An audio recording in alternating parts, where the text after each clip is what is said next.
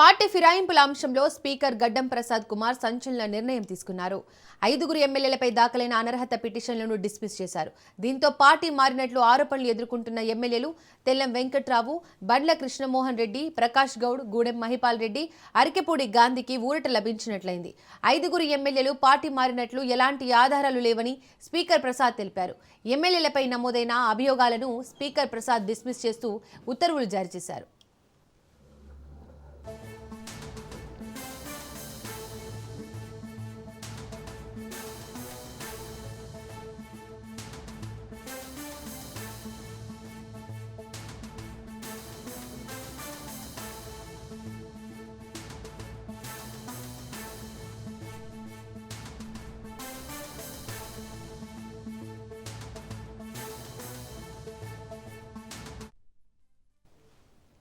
Party ఫిరాయింపుల అంశంలో speaker గడ్డం ప్రసాద్ కుమార్ సంచలన నిర్ణయం ప్రకటించారు.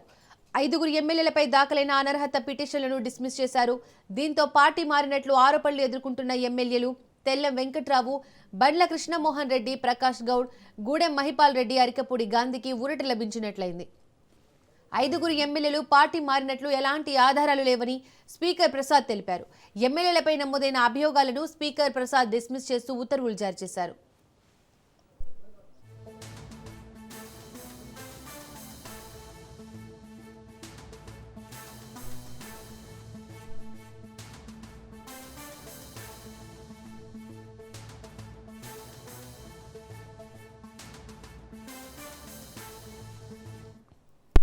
రైట్కి ఇదే అంశానికి సంబంధించి మోర్ డీటెయిల్స్ మా ప్రతినిధి సునీల్ అందిస్తారు.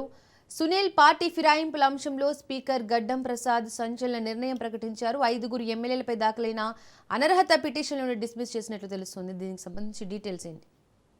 ఖచ్చితంగా దాదాపు తెలంగాణ రాష్ట్రంలో ప్రస్తుతం ఇదే అంశము రాజకీయంగా తీవ్ర దుమారం రేపుతుంది. నిన్న మనం చూసాం, స్పీకర్ దాదాపు 5 ఎమ్మెల్యేలు పార్టీ మారినటువంటి ఆరోపణలు ఎదుర్కొన్నటువంటి 5 ఎమ్మెల్యేలు, అటు తెల్లం వెంకట్రావు భద్రాచలం ఎమ్మెల్యే కావచ్చు, గూడెం మహిపాల్ రెడ్డి కావచ్చు, మరోవైపు బండ్ల కృష్ణమోహన్ రెడ్డి కావచ్చు, ప్రకాష్ గౌడ్ కావచ్చు, మొత్తం అరికపూడి గాంధీ కావచ్చు, మొత్తం ఈ 5 ఎమ్మెల్యేలకు సంబంధించిన విషయంలో ఎలాంటి ఆధారాలు లేవు, పార్టీ మారినట్టు ఎలాంటి ఆధారాలు లేవు కాబట్టి బీఆర్ఎస్ వేసినటువంటి పిటిషన్ని కొట్టివేస్తూ నిన్న స్పీకర్ సంచలన నిర్ణయం కూడా తీసుకోవడం జరిగింది. బీఆర్ఎస్ పార్టీ ఒకటే చెప్తున్నారు, 1985 అంటే ఎమ్మెల్యేల ఫిరాయింపులకు సంబంధించినటువంటి చట్టం ఏదైతే ఉందో రాజ్యాంగం ప్రకారం 52 సవరణ ప్రకారము దీన్ని పొందుపరిచారు కాబట్టి దీనికి సంబంధించిన విషయంలో జోక్యం చేసుకోవచ్చు అనేది బీఆర్ఎస్ వాదనలు. వీరిపై అనర్హత వేటు వేయాలనేది బీఆర్ఎస్ నేతలు చేస్తున్నటువంటి. గతంలో దీనిపై హైకోర్టును ఆశ్రయించారు, ఆ తర్వాత సుప్రీంకోర్టును ఆశ్రయించారు. కానీ సుప్రీంకోర్టు ఇటీవల కాలంలో ఈ నెల 19 వరకు తుది నిర్ణయం స్పీకర్ తీసుకోవాలి. ఏదో ఒక నిర్ణయం, ఎస్ఆర్నో, అదే అతను డిస్మిస్సా లేదా కంటిన్యూ అనేది ఏదైనా ఫైనల్ నిర్ణయం అయితే స్పీకర్ తీసుకోవాలంటూ కూడా గతంలో సుప్రీంకోర్టు దేశ సర్వోన్నత న్యాయస్థానం చాలా స్పష్టంగా స్పీకర్కు ఆదేశాలు జారింది. ఈ నేపథ్యంలోనే 8 మంది ఎమ్మెల్యే, మొత్తం 10 మంది ఎమ్మెల్యే పార్టీ ఫిరాయింపులు ఎదుర్కొంటున్న నేపథ్యంలో వారికి అందరికీ కూడా నోటీసులు సర్వ్ చేశారు. ఇందులో విడతల వారీగా 8 మంది వారికి అఫిడవిట్లు దాఖలు చేశారు. స్పీకర్ దగ్గరికి వచ్చారు, విచారణ ఎదుర్కొన్నారు, క్రాస్ ఎగ్జామినేషన్ కూడా కంప్లీట్ కావడం.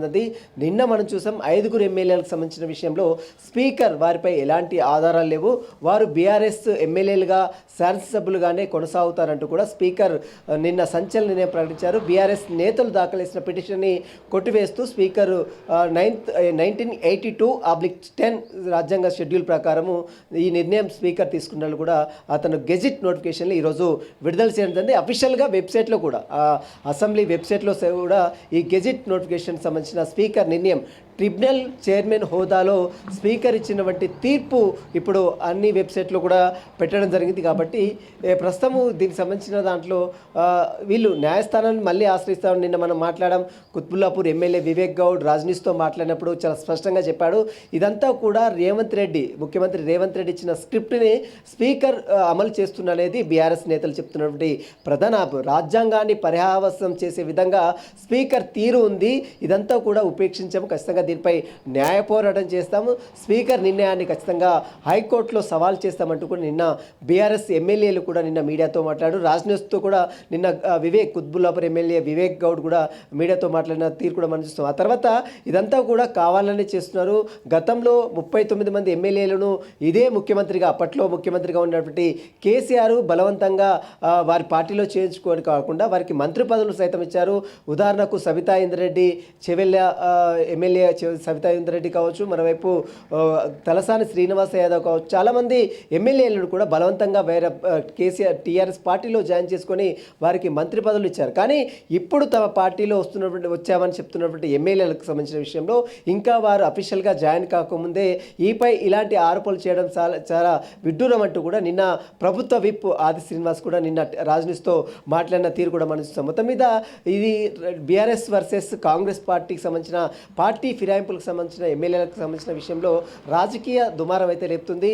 ఈరోజు మరి మరొక ముగ్గురు ఎమ్మెల్యేలు మనం చూడొచ్చు, సంజయ్ కావచ్చు, మరోవైపు కాళ యాదవ్ కావచ్చు, పోచారం శ్రీనివాస్ రెడ్డి కావచ్చు, ఈ ముగ్గురు విషయంలో మాత్రమే మరి స్పీకరు ఎలాంటి నిర్ణయం తీసుకున్నది కూడా రాజకీయంగా తీవ్ర ఆసక్తి నెలకొని చెప్తుంది. ఎందుకంటే నిన్న 5 ఎమ్మెల్యేలకు సంబంధించిన విషయంలో స్పీకర్ నిర్ణయం తీసుకున్నారు కాబట్టి అదే తీర్పు ఈ ముగ్గురు ఎమ్మెల్యేలు కూడా వర్తిస్తుంది అనేది అందరూ రాజకీయ వర్గాల్లో జరుగుతున్నటువంటి చర్చ. వీరితో పాటు మరొక 2 ఎమ్మెల్యేలు, ఖైరతాబాద్ ఎమ్మెల్యే దానం నాగేందర్ కావచ్చు, మరోవైపు స్టేషన్ గన్పూర్ ఎమ్మెల్యే కడియం శ్రీహరి కావచ్చు, ఈ 2 ఎమ్మెల్యేలకు సంబంధించిన విషయంలో కొంత టెక్నికల్గా వీరు పార్టీ ఫిరాయించినట్లు చాలా స్పష్టమైనటువంటి ఆధారాలు ఉన్నాయి. ఎందుకంటే ఖైరతాబాద్ ఎమ్మెల్యే కొనసాగుతూనే అతను బీఫామ్ తీసుకొని కాంగ్రెస్ బీఫామ్ తీసుకొని మరీ సికింద్రాబాద్ ఎంపీగా ఎన్నికల్లో సైతం పోటీ చేశాడు. కాబట్టి అతను ఖచ్చితంగా ఎమ్మెల్యే 1985 52 రాజ్యాంగ సవరణ ప్రకారము పార్టీ ఫిరాయింపుల నిరోధక చట్టం ప్రకారం అతను ఖచ్చితంగా వేటు పడాల్సినటువంటి పరిస్థితి ఎదురవుతుంది. కాబట్టి వారి విషయంలో మాత్రము స్పీకర్ ఇప్పుడు ఎలాంటి నిర్ణయం తీసుకుంటారని మాత్రము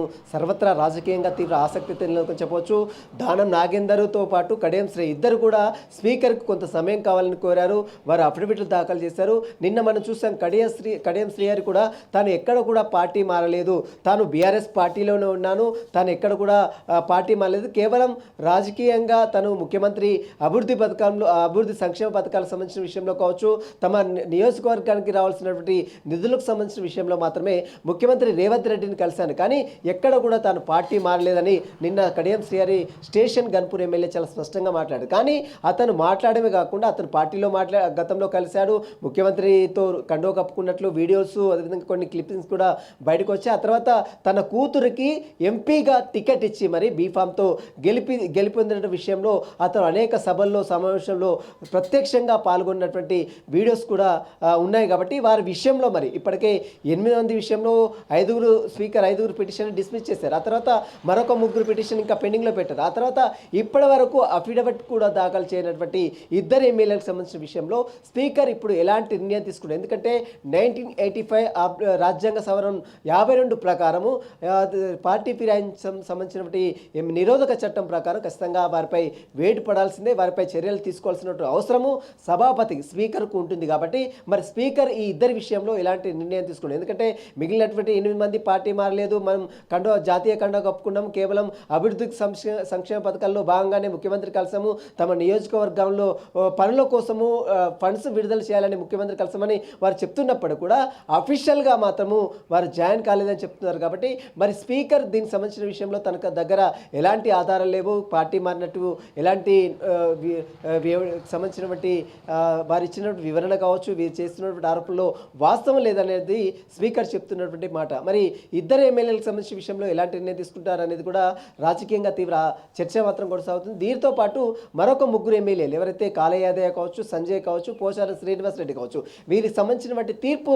మరి ఈ రోజు ఇస్తారా, మరొక కొంత సమయం తీసుకుంటారా అనేది కూడా చూడాల్సింది చెప్పవచ్చు. మొత్తం మీద నిన్న ఇచ్చినటువంటి 5 ఎమ్మెల్యేలకు సంబంధించిన విషయంలో స్పీకర్ ఇచ్చినటువంటి విషయంపై ఈరోజు అఫీషియల్గా అసెంబ్లీ వెబ్సైట్లో ఒక గెజిట్ నోటిఫికేషన్ స్పీకర్ విడుదల చేయడండి.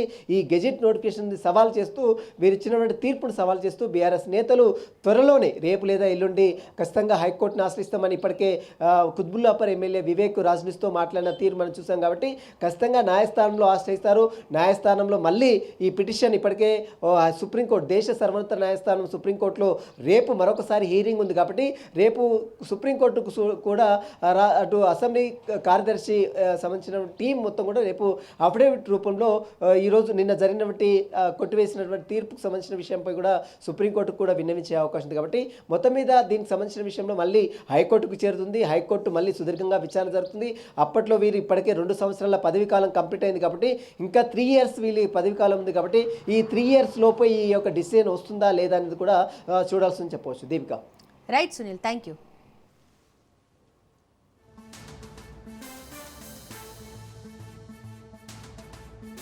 Back to news. Telangana panchayat ఎన్నికల్లో కాంగ్రెస్ సత్తా చాటింది. మొదటి 2 విడతల్లో సుమారు 56% స్థానాలను గెలిచిన కాంగ్రెస్ 3వ విడతలోనూ అదే జోరు కొనసాగించింది. బుధవారం మొత్తం 4159 స్థానాలకు జరిగిన ఎన్నికల్లో కాంగ్రెస్ మద్దతుదారులు 2286 స్థానాలను గెలిచారు. బీఆర్ఎస్ 1142 స్థానాల్లో, బీజేపీ 242 స్థానాల్లో, ఇతరులు 479 స్థానాల్లో విజయం సాధించారు.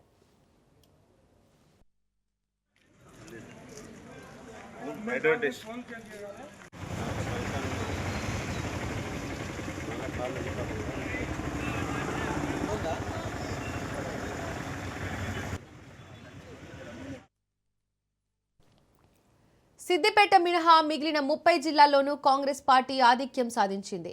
31 జిల్లాల్లోని 12,733 పంచాయతీ సర్పంచ్ పదవులకు 3 విడతల్లో ఎన్నికలు జరిగాయి. ఇందులో 7,010 స్థానాల్లో కాంగ్రెస్ విజయం సాధించింది. 3,502 స్థానాల్లో బీఆర్ఎస్ గెలుపొందింది.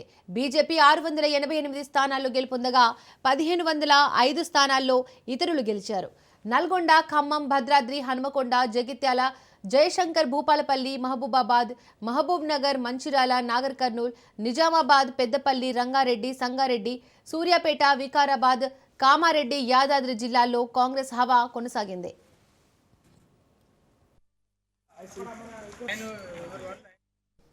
రైట్, ఇదే అంశానికి సంబంధించి మోర్ డీటెయిల్స్ మా ఇన్పుట్ ఎడిటర్ శ్రీకాంత్ అందిస్తారు. శ్రీకాంత్.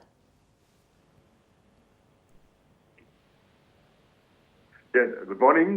అంటే ఇప్పుడున్నటువంటి ఈ 3 ఫేజ్ లో జరిగినటువంటి ఎన్నికల విషయానికి వస్తే దీపిక, సో మొత్తం 3 ఫేజుల్లో కలిపి ఫస్ట్ ఫేజ్ అంటే 12,698 పంచాయతీ స్థానాలకు ఎన్నికలు జరిగితే మొదటి ఫేజ్ లో 4,227 స్థానాలకు, రెండో ఫేజ్ లో 4,325 స్థానాలకు, మూడో ఫేజ్ లో 4,146 స్థానాలకు ఎన్నికలు జరిగాయి.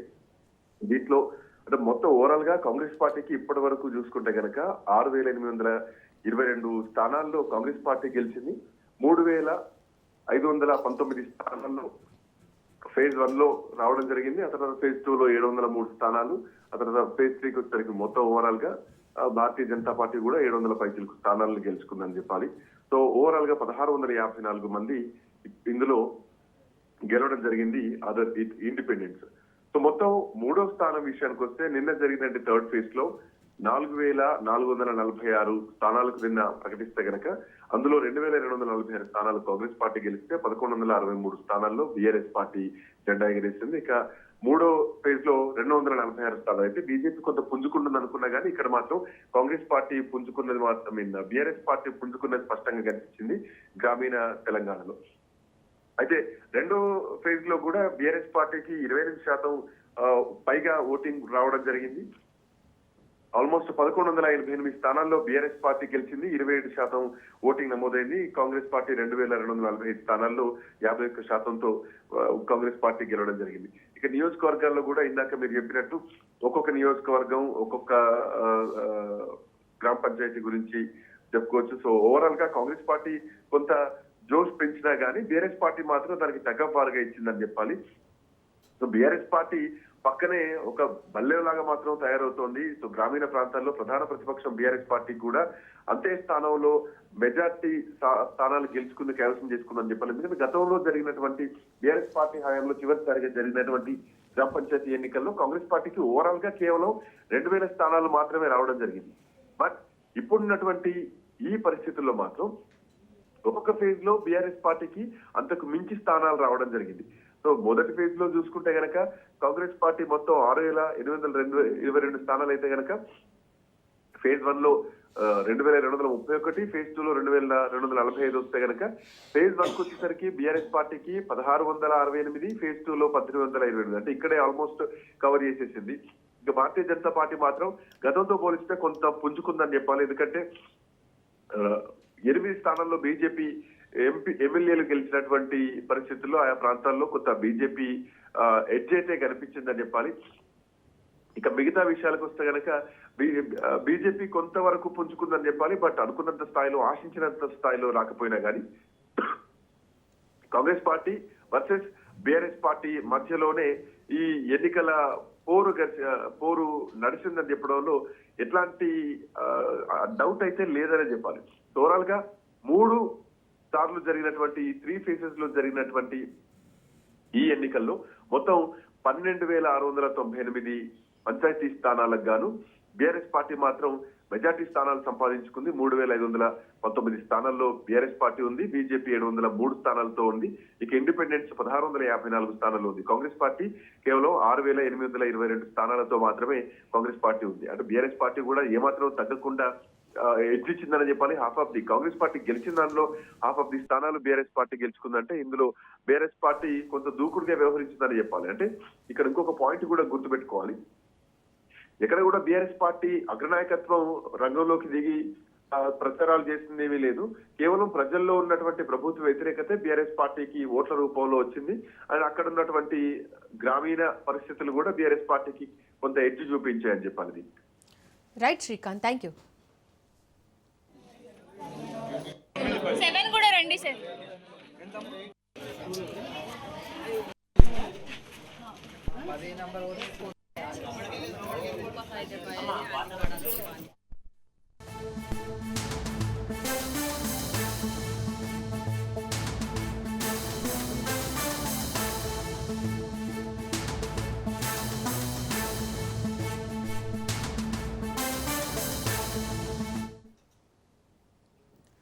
నేడు గవర్నర్తో వైఎస్ జగన్ భేటీ కానున్నారు. సాయంత్రం 4 గంటలకు గవర్నర్ను జగన్ కలవనున్నారు. ఏపీలో మెడికల్ కాలేజీల ప్రైవేటీకరణకు వ్యతిరేకంగా వైసీపీ చేపట్టిన కోటి సంతకాల ఉద్యమంలో చేపట్టింది. పార్టీకి చెందిన జిల్లా అధ్యక్షులు, శాసనసభ్యులు, ఎంపీలతో కలిసి ఆయన గవర్నర్కు కోటి సంతకాల పత్రాలను అందించనున్నారు. అందుకు ముందు పార్టీ కేంద్ర కార్యాలయం వద్ద కోటి సంతకాల పత్రాలతో వచ్చిన వాహనాలను వైఎస్ జగన్ జెండా ఊపి లోక్సభ భవన్కు పంపనున్నారు.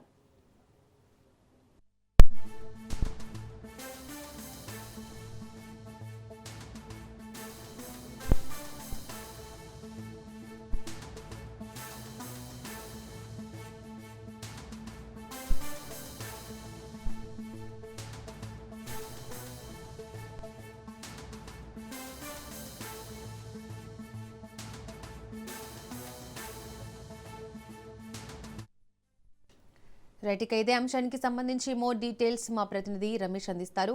రమేష్, నేడు గవర్నర్తో వైఎస్ జగన్ భేటీ కానున్నారు. దీనికి సంబంధించి డీటెయిల్స్ ఏంటి?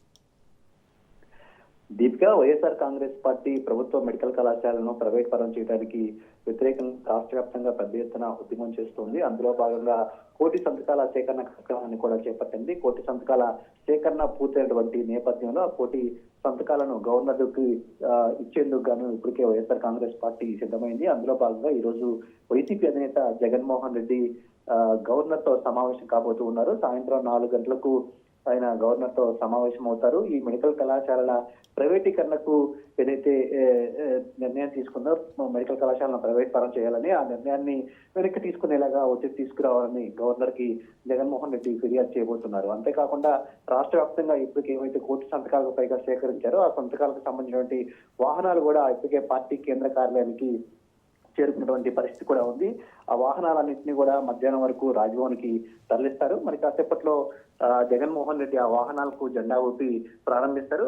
తాడేపల్లిలోని పార్టీ కేంద్ర కార్యాలయం నుంచి ఆ కోటి సంతకాల వాహనాలు ఏవైతే ఉన్నాయో అవన్నీ కూడా రాజ్భవన్ కి చేరుకుంటాయి. ఆ తర్వాత జగన్మోహన్ రెడ్డి పార్టీ నేతలతో కూడా సమావేశం కాబోతూ ఉన్నారు. రాష్ట్రంలో ఉన్నటువంటి తాజా రాజకీయ పరిణామాలు చర్చిస్తారు. వీటన్నిటిని కూడా సాయంత్రం గవర్నర్ కి వివరించబోతున్నటువంటి పరిస్థితి అయితే ప్రస్తుతం ఉంది. ఈ మెడికల్ కళాశాలను ప్రైవేట్ పరం చేసే అంశం వెనక పెద్ద ఎత్తున కుట్ర దాగి ఉందని వైసీపీ ఇప్పటికే ఆరోపిస్తుంది. కాబట్టి ప్రభుత్వం తీసుకున్నటువంటి ఈ నిర్ణయాలన్నిటిపైన కూడా గవర్నర్ కి జగన్మోహన్ రెడ్డి ఫిర్యాదు చేయనున్నారు. ఇక కోటి సంతకాల సేకరణ ద్వారా రాష్ట్రంలో ఉన్నటువంటి ప్రజల అభిప్రాయం ఏ విధంగా ఉంది, మెడికల్ కళాశాలను ప్రైవేట్ పరం చేసే విషయంలోని అంశాలను కూడా గవర్నర్ దృష్టికి జగన్మోహన్ రెడ్డి తీసుకెళ్లబోతూ ఉన్నారు. దీపిక.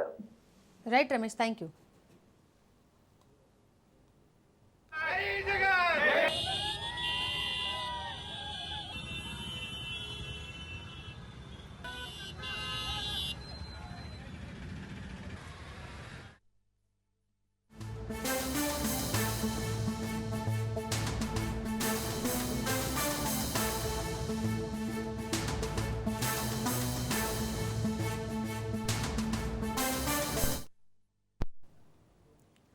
మూవీ పైరసీ కేసులో ఇవాల్టి నుంచి ఐబొమ్మ రవికి మరోసారి పోలీసులు కస్టడీలోకి తీసుకున్నారు.